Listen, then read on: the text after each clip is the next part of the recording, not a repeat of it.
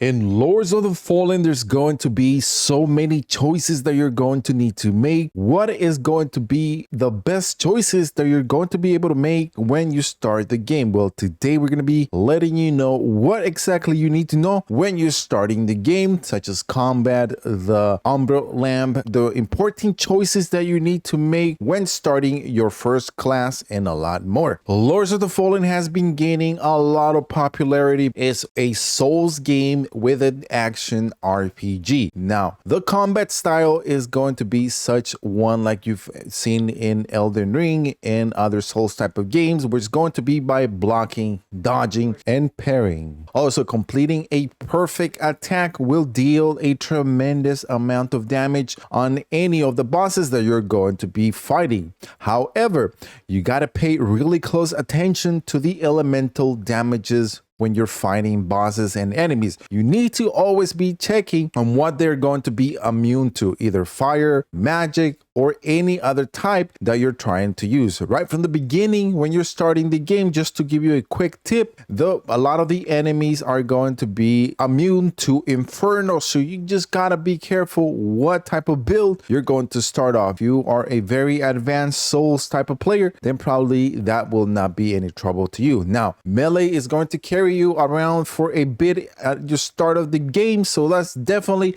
is going to be a good type of build that you're going to be focusing. Later in the video, I'll be providing you with a different type of classes that you can use that are going to be able to help you with a different type of build. Now, one very important item is going to be the Umbra lamp. This one is kind of going to be like your sidekick right from the beginning. It's going to help you solve different puzzles. It's also going to help you get through different locations where you're feeling that you don't know where exactly you can go. All you have to do is just pop that Umbra lamp and it's going to help you to get through different choices. And besides helping you go through different type of puzzles, this one is really going to help you in the Umbra world. Now, there's going to be two different worlds that you're going to be able to explore in Lords of the Fallen. The first one is going to be the Axiom world. This one is like the living world. This is where you're going to be fighting. Your goal is to stay in the Axiom world as much as you are able to survive. Now, if you happen to go into the Umbra world, which is going to be the dead world, you're giving a second choice after you die in the Axiom. Here, you have to always be careful not to last too long, because you're going to be having a meter that you're going to be able to see on the top right. The more it fills, the harder it's going to become, and the more likely you're going to die in the Umbra world. So the best bet here is to always find a way to get out of the Umbra world into the Axiom world. There are certain locations that you can go to, and this will be able to teleport you to back to the Axiom world. Now, with any type of Souls-like type of game, you're going to be able to have different stats that you will need to focus on. This game comes with strength, agility, endurance, vitality, radiance, and also Inferno. Radiance and Inferno are going to be your two type of magics that you're going to be able to focus. Now, there is one additional magic, which is going to be the Umbra, but that is more like an advanced type of magic that you'll be able to pick up as you go. Now, here is an advanced choice that you can make, and this is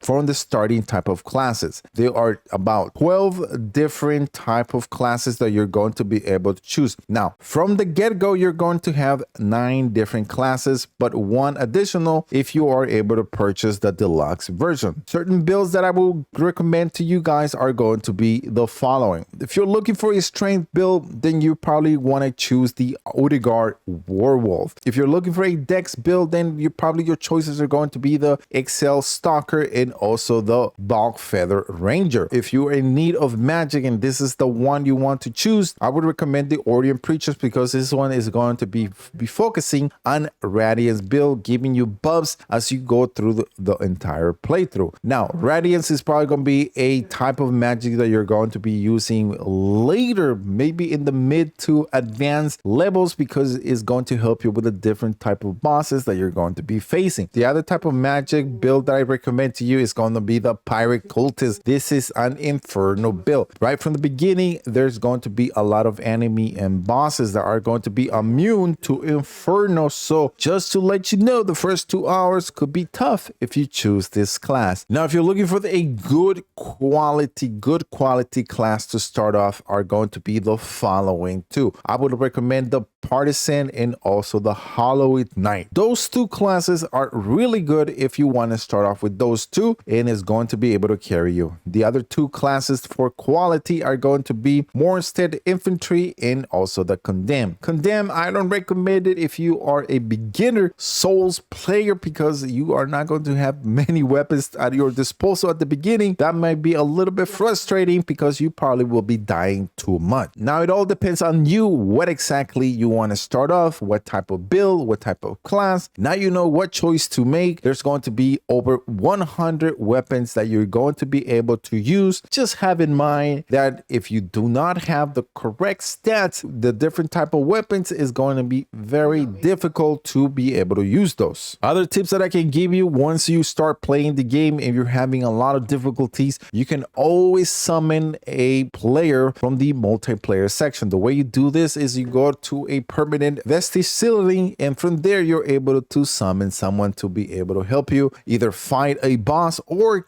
get you throughout the whole entire story. But having that in mind, if someone's helping you, then that person progress is not going to build. So there you go. That is Lords of the Fallen beginner's guide that is going to help you start off really well from the beginning. And I hope this video was very informative. If it did, a like is appreciated. Also, don't forget to subscribe to the channel for a lot more Lords of the Fallen coming your way.